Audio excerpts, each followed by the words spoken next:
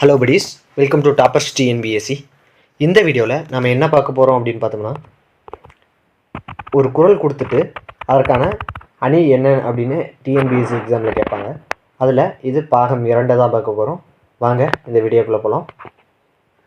பண் எண்ணாம் பாடற் கியபின்றேல் கண் எண்ணாம் கண்ணோட்டம் இல்லாத கண். இது எடுத்துக்காட்டு ஓமையணி. நச்சப்படாதவன் செல்வம் நடுவூருள் நச்சு மரம் பழுத்தற்று. இது ஓமையணி. நச்சப்படாதவன் செல்வம் நடுவூருள் நச்சு மரம் பழுத்தற்று. இது ஓமையணி. அடுத்ததா, பொருளல்லவரை பொருளாகச் செய்யும் பொருளல்ல தில்லை பொருள். இது சொற்பொருள் பின்வரும் நிலையணி. பொருளல்லவரை பொருளாகச் செய்யும் பொருளல்ல தில்லை பொருள். இது சொற்பொருள் பின்வரும் நிலையணி. அடுத்ததா, குஞ்சேரி யானை போர் கஞ்சற்றால் தன் கைத்தோன் ஒன்றொன்றாகச் செய்வான் வினை. இது ஓமையணி. குஞ்சேரி யானை போர் கன்றற்றால் ஆள் வந்திருக்கு. தன் கைத்தோன் ஒன்றொன்றாக செய்வான் வினை. இது ஓமையணி. அடுத்தது, இன்மையின் இன்னாதீயனின் இன்மையின் இன்மையே இன்னாதது. இது சொற்பொருள் பின்வரும் நிலையணி. இன்மையின் இன்னாது தீயனின் இன்மையின் இன்மையே இன்னாதது. இது சொற்பொருள் பின்வரும் நிலையணி. அடுத்ததா, மக்கள் போல்வர் கயவர் அவரென்ன ஒப்பாரி யாம் கண்டதில். இது ஓமையணி. மக்கள் போல்வர் கயவர் அவரென்ன ஒப்பாரி யாம் கண்டதில். போல்வர் வந்திருக்கு, ஞாபகம் வச்சுங்க. ஓமையணி. தேவர் அணையர் கயவர் அவருந்தாம் மேவன செய்தொழுகலாம். இது வஞ்ச புகழ்ச்சேனி. இந்த 2 திருக்குறள் 28, 29 திருக்குறளை நன்றாக பார்த்து வச்சுக்கோங்க. எக்ஸாம் டைமில் இதுதான் ரொம்ப குழப்பம். மக்கள் போல்வர் கயவர் அவரென்ன ஒப்புமாறி யாம் கண்டதில் அப்படிங்கிறது ஓமையணி. அடுத்து, தேவர் அணைய கயவர் அவருந்தாம் மேவன செய்தொழுகலாம். இது வஞ்ச புகழ்ச்சினி. வஞ்ச புகழ்ச்சினி அப்படின்னா என்னன்னு தெரியணும். அதற்கு இதை தெரிஞ்சாதான் உங்களால் இதை கரெக்டாக ஆன்சர் பண்ண முடியும். வஞ்ச புகழ்ச்சேனி அப்படின்னா புகழ்வது போல பழிப்பதும் பழிப்பது போல புகழ்வதும் தான் வஞ்ச புகழ்ச்சேனி அப்படிம்பாங்க. அதாவது தேவர்களை முதல்ல என்ன சொல்கிறாருன்னா, தேவர்கள் போல் யாரும் இல்லை அப்படின்னு சொல்லிட்டு, அவர்களும் ஏதாவது வாய்ப்பு கிடைத்தா கயவர் போல அசுரர்களை தான் கயவர் அப்படிங்கிறாங்க செஞ்சு தான் போன போக்கில் போவாங்க அப்படின்னு சொல்கிறாரு. அடுத்து, சொல்ல பயன்படுபவர் சான்றோர் கரும்பு போல் கொல்ல பயன்படும் கீழ். இது ஓமையணி. சொல்ல பயன்படுவர் சான்றோர் கரும்பு போல் கொல்ல பயன்படும் கீழ். இது ஓமையணி.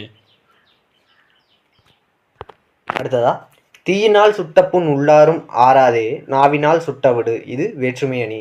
தீயினால் சுட்டப்புண் உள்ளாரும் ஆறாதே நாவினால் சுட்டவிடு. இது வேற்றுமை அணி. இதை போன வீடியோவிலே பார்த்துருப்போம்.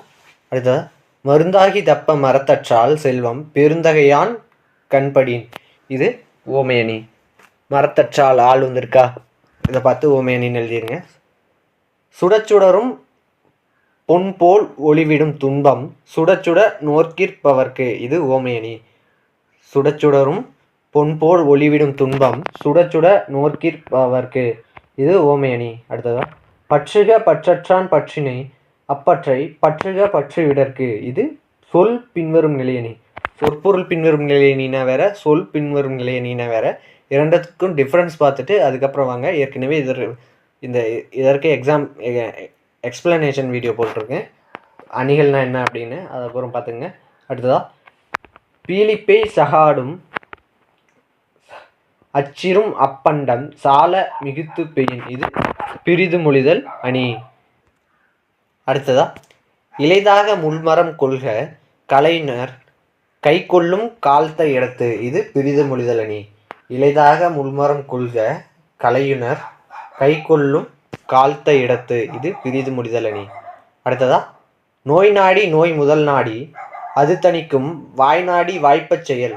இது சொற்பொருள் பின்வரும் நிலையணி. சொல் பின்வரும் நிலையணி, சொற்பொருள் பின்வரும் நிலையணி, பொருள் பின்வரும் நிலையணி. மூன்றுக்கான டிஃப்ரென்ஸ் படித்து வச்சுக்கோங்க, அது ரொம்ப இம்பார்ட்டண்ட். அடுத்ததா, இரவென்னும் ஏமாப்பில் தோணி கரவென்னும் பார்த்தாக்க பக்கு விடும். இது உருவக அணி. இரவென்னும் ஏமாப்பில் தோணி கரவென்னும் பார்த்தாக்கும் பக்குவிடும். இது உருவக அணி.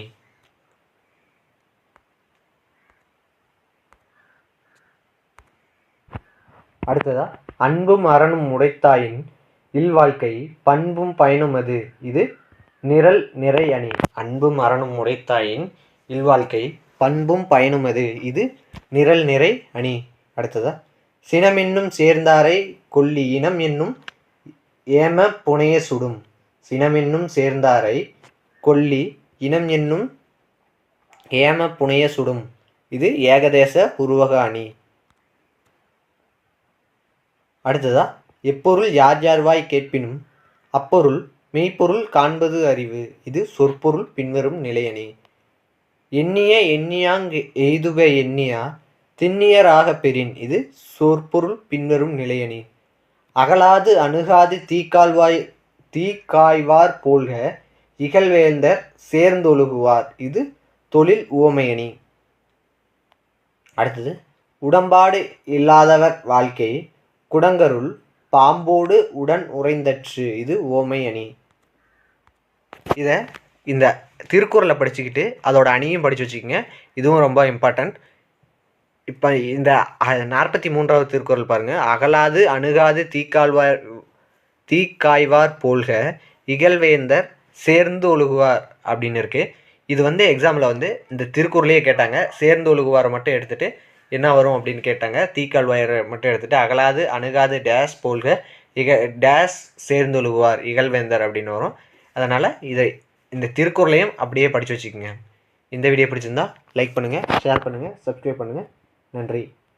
இந்த 44 திருக்குறளை மட்டும் நீங்கள் தெரவாக படித்து வச்சுக்கோங்க. இது ரொம்ப இம்பார்ட்டண்ட். இது மட்டும் படித்தாலே போதுமானது.